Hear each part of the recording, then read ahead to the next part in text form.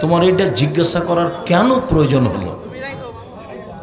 তোমার স্বভাব কেন এমন? লোকটা মারা গেছে, বলো যে ভালো। এক বক্তা বলেছেন রাসূল সাল্লাল্লাহু আলাইহি সাল্লামকে ঈমানদার বললে ঈমান থাকবে না। যে এমন ভাষা বলে, এটা কেন এখানে লিখো? যে এমন ভাষা বলে সে কাফের, সে অমুসলিম, সে মুরতাদ। পোষা বিড়াল বেচা কিনা করা যাবে? জি না, বিড়াল বেচা কেনা জায়েজ নাই। রমজানের সুন্নত ও ইতিকাফে গোসল করা যাবে? দলিল সহ বলবেন। জি, রমজানের ইতিকাফে গোসল করবেন, সহিহ হাদিস, গোসল করবেন। কেউ যদি জোহরের শেষের 2 রাকাত পায় তাহলে সে সূরা ফাতিহার সাথে অন্য সূরা কখন মিলাবে? মিলাতে হবে না। ওই ইমামের সাথে যে 2 রাকাত পেয়েছে সেটাই তার প্রথম, এটাই সহিহ হাদিস। মানুষ ইমামের সাথে যেটুকু পায় সেটুকুই তার প্রথম, আর ইমামের শেষ। বিতরের সালাত সব সময় কত রাকাত পড়া উত্তম? সব সময় 1 রাকাত বিতর পড়বেন। বিতরের সালাত পড়ার পরে তাহাজ্জুদ পড়া যাবে কি? বিতরের সালাত পড়ে তাহাজ্জুদ পড়তে পারেন, সহিহ হাদিস। কবর জিয়ারতের সময় সম্মিলিত মোনাজাত করা যাবে কি? কবর জিয়ারতের সময় সম্মিলিত মোনাজাত বিদআত, গুনাহের কাজ। কবর জিয়ারত একা একাই হাত তুলে নিজের মতো শুকরিয়া, সাথে বেখেয়াল ধরলো সেটা কিন্তু যেতে হবে একক। শুকরিয়া, জাযাকুমুল্লাহ খায়ের। আমি সব দিনই ভাই বোনকে বইগুলো সংগ্রহ। নারীর মর্যাদা আমার চেয়ে আপনার চেয়ে ভিন্ন। আবু সাঈদ খুদরি রাদিয়াল্লাহু তাআলা আনহু বলেন, রাসূল সাল্লাল্লাহু আলাইহি সাল্লাম বলেছেন, মান আলা সালাসা বানাতিন, কেউ যদি 3টা মেয়ের লালন পালন করে, ফালাহুল জান্নাহ, সে জান্নাতে যাবে। এতক্ষণ ছিল অন্তরাল হবে, এবার জান্নাত ঘোষণা হয়ে গেল।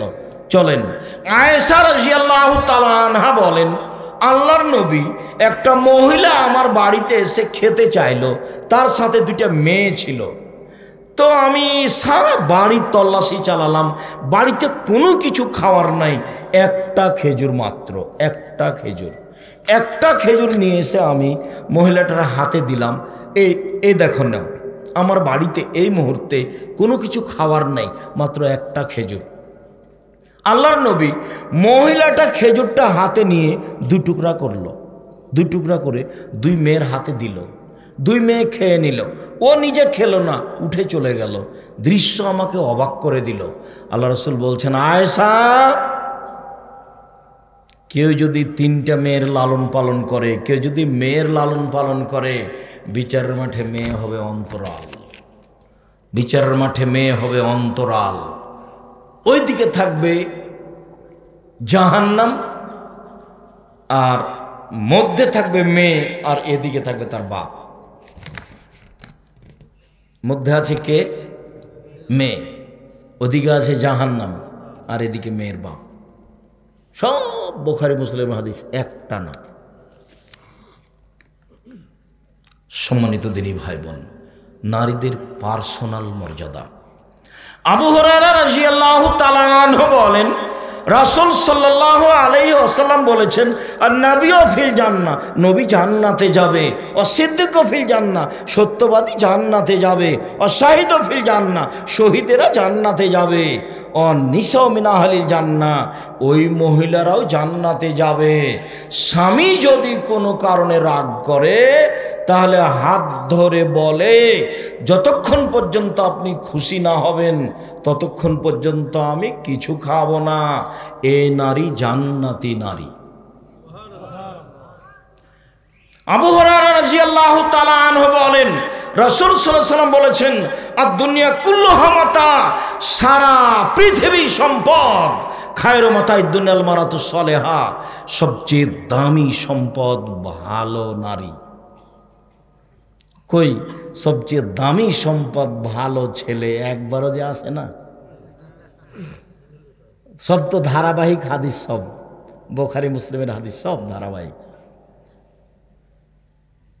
গোটা পৃথিবী সম্পদ, সবচেয়ে দামি সম্পদ ভালো নারী। এবার আল্লাহ রাসূল বলছেন আর বনলি সাদা, চারটা জিনিস আছে যার সুখময় জীবন তার, চারটা জিনিস আছে যার সুখময় জীবন তার, চারটা জিনিস নেই যার দুঃখময় জীবন তার, চারটা জিনিস নেই যার দুঃখময় জীবন তার, চারটা জিনিস আছে যার সুখময় জীবন তার। এক, আলমারাতুস সালেহা, ভালো নারী। আপনার নাম আসবে না, একবার আসবে না, দেখেন সিরিয়ালে। দুই, ভালো প্রতিবেশী। তিন, ভালো গাড়ি। চার, প্রশস্ত ঘর। অন্তত মেহমান যেখানে বসতে দিবেন সেখানে টয়লেট লাগবে, সেটা বড় হতে হবে, 8-10 জন যেন বসতে পারে। আর কোনোদিনই 150 চাউল রান্না করবেন, আপনার মায়ের মতো রান্না করবেন, 1/2 কেজি, 2 কেজি, 3 কেজি। সারাদিন আপনারা খাবেন, মেহমানে খাবে, রাতে কালে মদিনায় ঢুকবো। আমি জাবের বললাম, আল্লাহর নবী, আমি নতুন বিবাহ করেছি, আমাকে বাড়ি যেতে অনুমতি দেন। এটুকু বলতে আল্লাহ রাসূল বলছেন, ও তুমি নতুন বিবাহ করেছ, বিক্রনা সাইয়েব, তুমি কুমারী মেয়ে বিবাহ করেছো না তালাকপ্রাপ্তা মেয়ে বিবাহ করেছ? আমি বললাম সাইয়েবা, আমি তালাকপ্রাপ্তা মেয়ে বিবাহ করেছি। আল্লাহ রাসূল বলছেন, আরে হাল্লা বিক্রান তুলায়বকা, তুমি কুমারী মেয়ে কেন বিবাহ করলে না? তুমি তার সাথে খেলতেও, তোমার সাথে খেলতো। তুমি কুমারী মেয়ে কেন বিবাহ করলে না? তুমি তার সাথে খেলতেও, তোমার সাথে খেলতো। আল্লাহ রাসূল এদিকে লাগলেন বলতে। এবার জাবের বলছেন, আল্লাহর নবী, উহুদের যুদ্ধে আমার পিতা শহীদ হয়েছেন 9 জন মেয়ে রেখে, আমার 9 জন বোন আছে। আল্লাহর নবী, উহুদের যুদ্ধে আমার পিতা শহীদ হয়েছেন 9 জন মেয়ে রেখে, আমার 9 জন বোন আছে। আক্রাহন উসাব্বিজা মিসলাহন না, আমার বোনদের সমবয়সের মেয়েকে আমি বিবাহ করা পছন্দ করিনি 4টা কারণে। আমার বোনদের সমবয়সের কম বয়সের মেয়েকে আমি বিবাহ করা পছন্দ করিনি 4টা কারণে। আমার বোনদের সমবয়সের মেয়েকে আমি বিবাহ করা পছন্দ করিনি 4টা কারণে। এক, লে তুয়াল্লিমাহুন্না, আমার স্ত্রী যেন আমার বোনদেরকে বিদ্যা শিখাতে পারে। 2, বলে তুয়াদ্দেবাহুন্না, আমার স্ত্রী যেন আমার বোনদেরকে শিষ্টাচার শিখাতে পারে। 3, বলে তুরাজ্জেলাহুন্না, আমার স্ত্রী যেন আমার বোনদের মাথার চুল চিরুনি করে সাজগোজ করে রাখতে পারে। 4, বলে তাকুমা আলাইহিন্না, আমার স্ত্রী যেন আমার বোনদের উপরে পাহারা দিতে পারে। মা অনেক দামি মানুষ। এই পরিবারের সবচেয়ে দামি মানুষ কে হলো? মা, মহিলা। এখন পর্যন্ত পুরুষের কোনো কথা আসলো না। আরও আছে, একচাটিয়া নারীদের মর্যাদা আল্লাহ রাসূল দিয়েছেন এইভাবেই। এই যেটা হাদিস বললাম সেটা বুখারী মুসলিম। তাহলে ছেলেটা মাথার চুল ছেড়েছে এইভাবে করে, এতে দায়ীকে? মা। ছেলেটার প্যান্টটা এখনো নিচে আছে, দায়ীকে? মা। মেয়েটার নখ বড় বড় আছে, নেইল পলিশ আছে, এখন বসে আছে এখানে বুয়াপুরে বাড়ি, এখন বসে আছে। মেয়েটা খারাপ না, ওর মা খারাপ। ওর মা বুঝতে পারিনি মা কাকে বলে। ওর বাপ বিবাহ দিয়েছে, স্বামীর কাছে গেছে, সেই জন্য ছেলে মেয়ে হয়ে গেছে। ও বুঝতে পারিনি মা কাকে বলে। মা হলে 4টা জিনিস লাগে।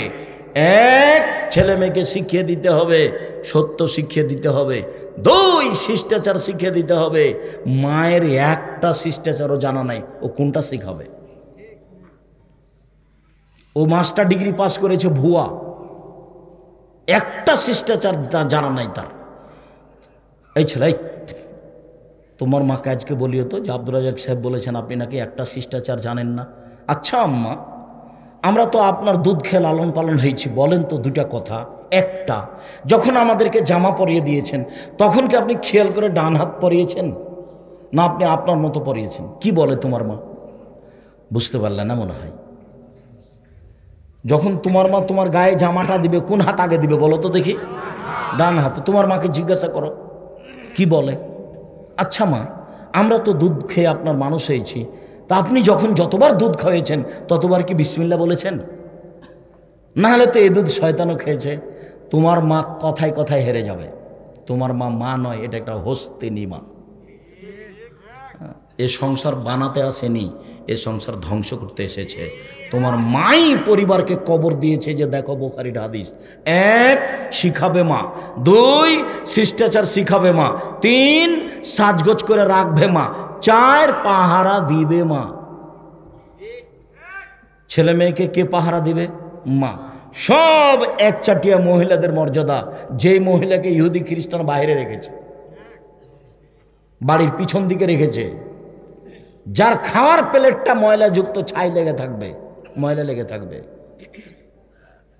আর হিন্দুদের অবস্থা আপনি নিজে দেখতে পাচ্ছেন এখন। কালকে আজকে গিয়ে পাশে দেখেন, ওর বাপের জমি দেয়নি, ওর বাপ পায়নি, ওর বাপের জমি পায়নি, অথচ ওর বাপ জমিদার। ভুয়াপুরে যারা ধনী মানুষ 2-1টা, তার মধ্যে ওর বাপও একটা, জমি দেয়নি। তাহলে নারীদের মর্যাদা বোঝা যায়। শুকরিয়া, জাযাকুমুল্লাহ খায়ের। সম্মানিত দিনী ভাই বোন, আমি আলোচনার এই পর্যায়ে এসে নারীদের মর্যাদা আল্লাহ এবং আল্লাহ রাসূল দিয়েছেন, আমি আপনাদেরকে নারীর মর্যাদা বহাল রাখার জন্য আন্তরিকভাবে চেষ্টা করতে অনুরোধ জানাচ্ছি। আব্দুল্লাহ যে আপনাদের সারা দেশব্যাপী আদ-দাওয়া ইলাল্লাহর মক্তবের ভিত্তিতে শিক্ষা কার্যক্রম এবং দাওয়াতি কার্যক্রম পরিচালনা করছে, এতে